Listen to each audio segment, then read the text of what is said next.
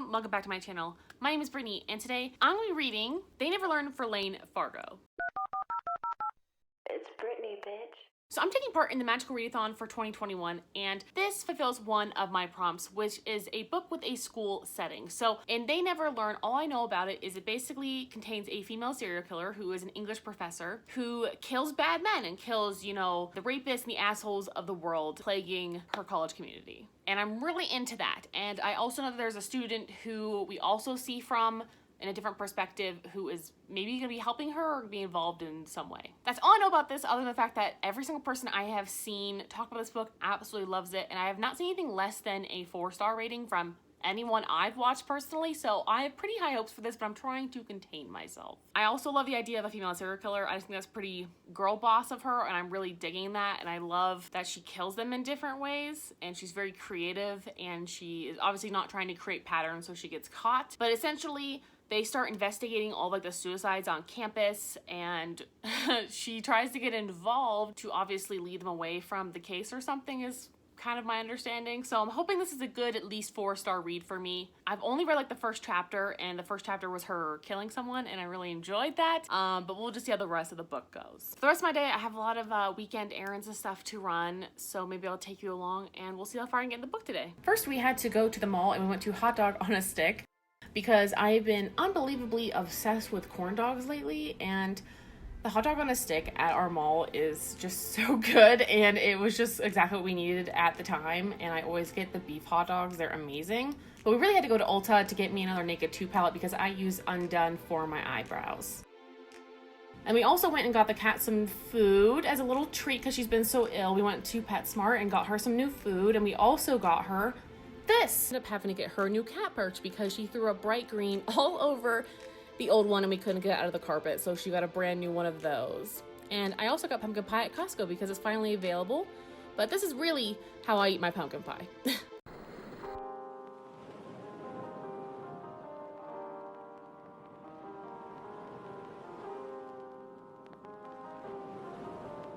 Say hi, Kalinka, you're on camera.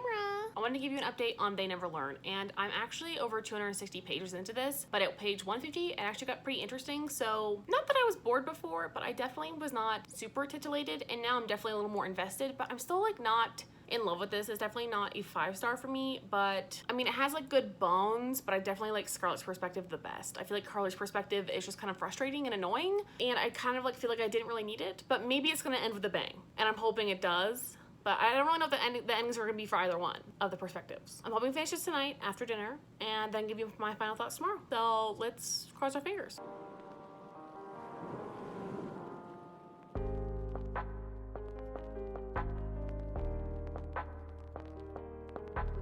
I finished They Never Learn, and this was not the 5-star I was expecting. I think I'm definitely in the minority here, but I think this is actually gonna get a 3 stars from me. I was under the impression that I was gonna love this book and it was gonna be the perfect feminist revenge thriller, and it sounded like it was gonna be exactly what I've been looking for and something a little bit different than what I usually read, and it just was not working for me. I mean, I'm a huge feminist, but the like all men are trash theme just did not work for me. There was not one good man in this whole book except for the gay guys. I'm sorry, I didn't like that. There are a lot of wonderful men out there, okay, and not all men are trash, and I just don't like that perpetual stereotype either. I think that goes both ways, and I just didn't like that. And the story lacked so much like depth and subtlety. It was so in your face like the whole time, and it was just definitely a little bit frustrating. And I think especially for those of us who have sexual assault stories and experiences, it was extremely triggering for me, and I honestly had anxiety dreams every single night that I read this book. Like, I just felt so sick to my stomach because it is a very realistic portrayal of sexual assault and how people can react to you when you tell them, and the fact that they won't do anything. It was just extremely frustrating, and I didn't really feel like this is much of a revenge thriller. It was more of like an exploration of what sexual assault does to women, and I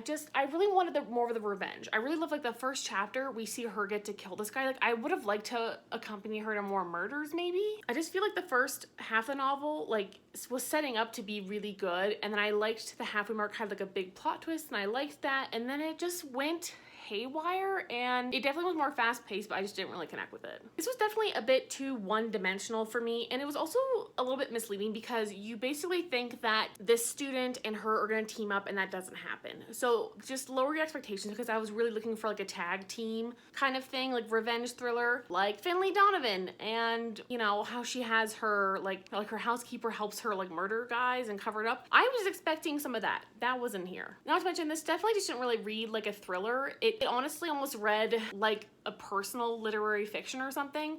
I mean, it's not literary fiction, but it just read like less like a thriller because you already know who the killer is, and I was never actually worried for her. This definitely is not bad by any means. It's just not the 5-star I was expecting, and I just really wish I loved it like everybody else, but I think it was just really too triggering for me. Was like the biggest part of this. Like, I just felt like I could never fully enjoy it because I was just constantly on edge.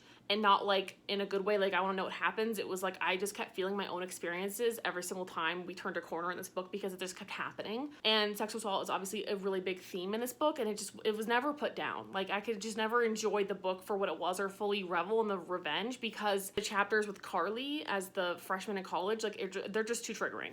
I'm sorry. Those are my final thoughts on this. I think I'm gonna give it like a 3.25. I really enjoyed it, and I would definitely recommend it for other people, but especially I would not recommend this for any sort of sexual assault survivors whatsoever. I honestly wouldn't. I don't really think it's worth it for you to keep experiencing this kind of stuff over and over and over and watch men get away with it. So I finally completed my prompt for a book with a school setting, and I'm on track to finally finish all my books, hopefully by the end of this month. So that is my goal, and I'm getting there, and I'm actually doing quite well. If you have any other revenge thrillers, by the way, let me know, because like, I'm really down for that revenge aspect. I just really didn't get it here. Thanks for watching. I'll talk to you guys next time. Bye! Kalinka, would you like to discuss this book? It's not dinner time. We just passed lunch. Which is definitely to the detriment of the book, I think, in my case.